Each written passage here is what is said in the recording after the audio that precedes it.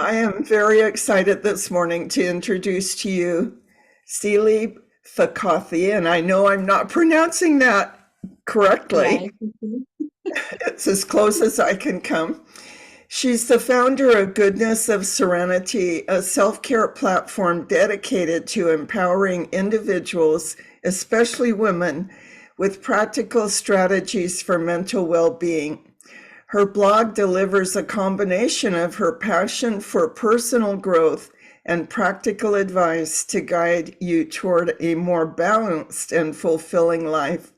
Her commitment is to inspire many to prioritize their mental health and create serenity in their lives.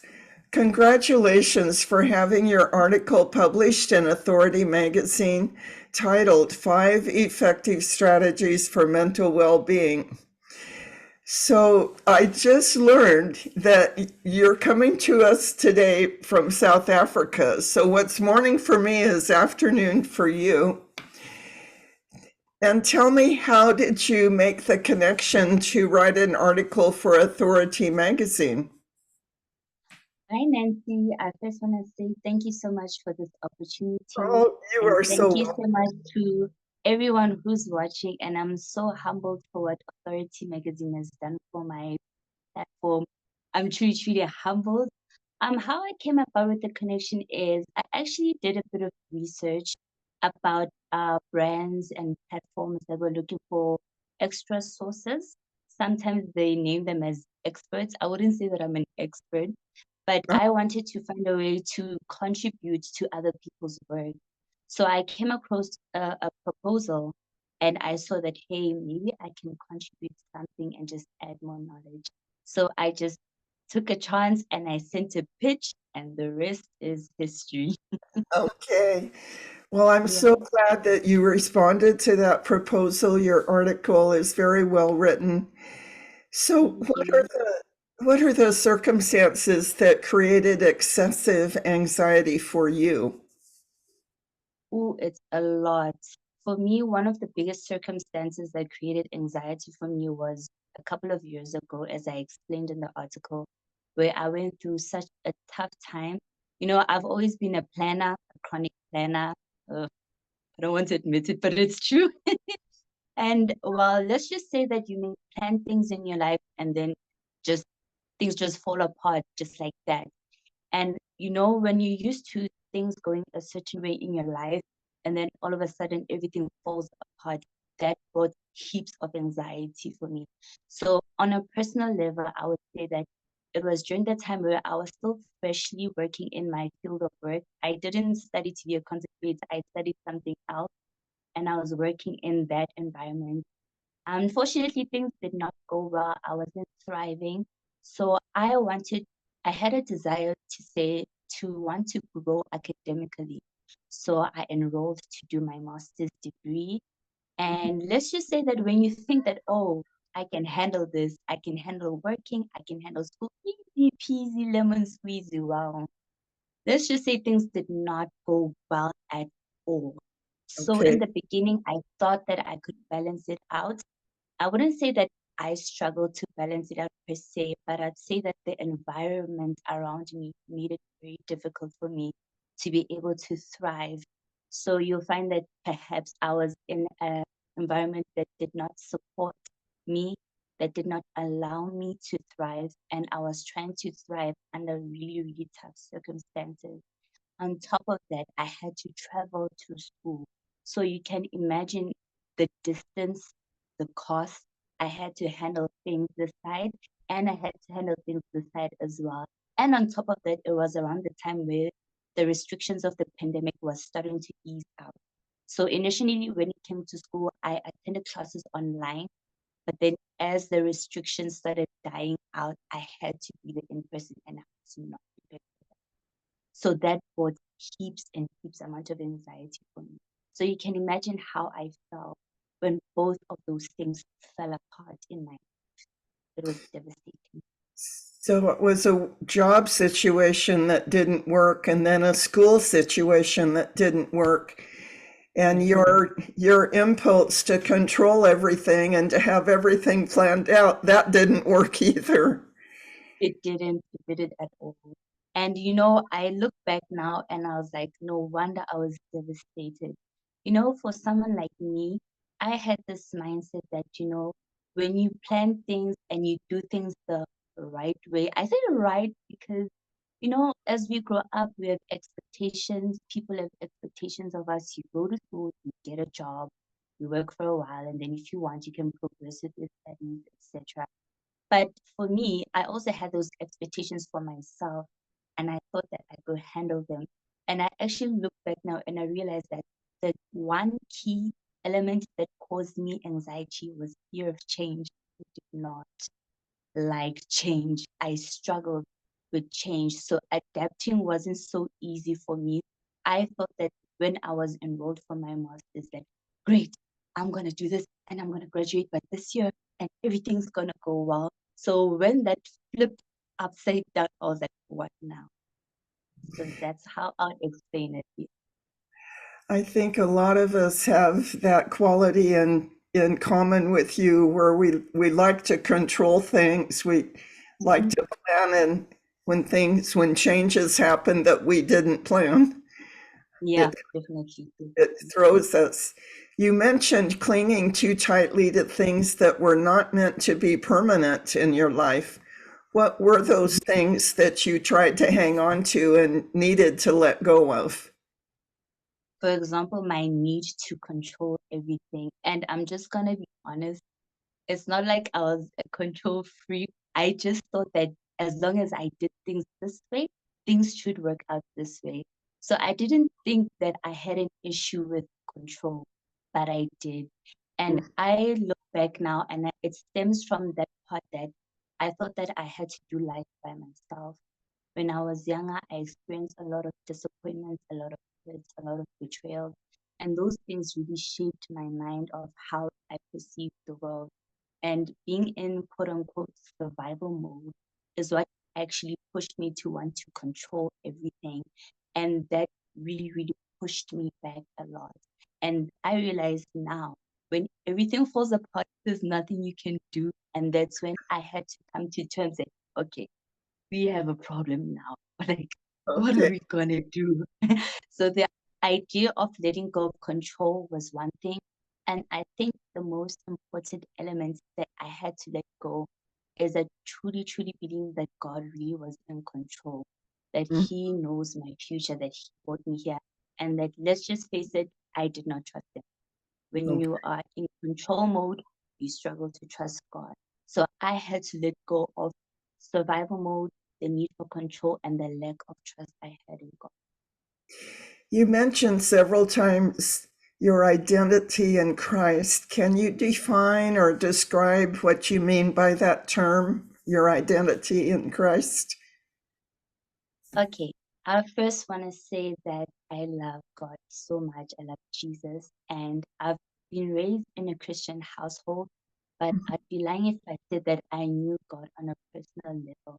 I think most people they go through that phase where they look at God as this divine being, and you have to go to church, read the Bible, and pray, or else you go to hell, or all those things. I grew up with that same mindset, and I look back now and realize that I didn't have the right example of what it means to have a personal relationship with God. Mhm. So for me, that journey for me started when I was in university. In America, you name it like going to college. We say we're going to university. So that's when my journey with God started there, little by little though. So I started reading more. I started having one-on-one time with God, one-on-one time with Christ. And little by little, I was led to getting resources like sermons to watch on YouTube, for example. And Mhm. that's when I started watching Joyce Meyer as well. And when I listened to her teaching, I loved how she made her experience such a personal thing. She Mhm. didn't make it this thing that it's God and then it's you. And then there's this big gap between the two of you. So she made herself an example, how she also went from being controlling and being in survival mode to now being where she is today. And that's when I realized that, oh, I can actually get to know God like this. Like Uh-huh. he and I can be like this. So when that situation I just explained happened with my whole academic career and my whole um working a job where I couldn't thrive properly, I know that this is tough to admit it, but that's when I got close to God the most because He took everything that was quote unquote an idol for me. So like a job was an idol, uh, achievements was an idol. So when He took all those things away from me, I had no choice but to look to Him, and that was the time when He looked at me face to face and really starting to deal with me as a person, not Sihle the worker or Sihle, the one who goes to school, or Sihle who accomplishes this and that. Just Sihle, the human. And I started seeing him on a more personal level. That's when I knew that my true identity does not lie in the things that I have, things that I've accomplished. My true identity lies in him because circumstances can change anytime.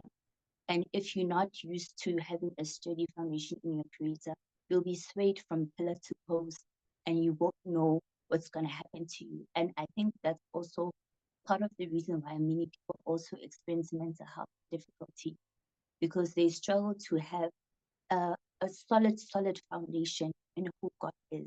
So that even when things they sway back and forth, you are able to stand firm. You may not like the change, you may not like the circumstances, but you still know who you are, and therefore you don't lose yourself in it.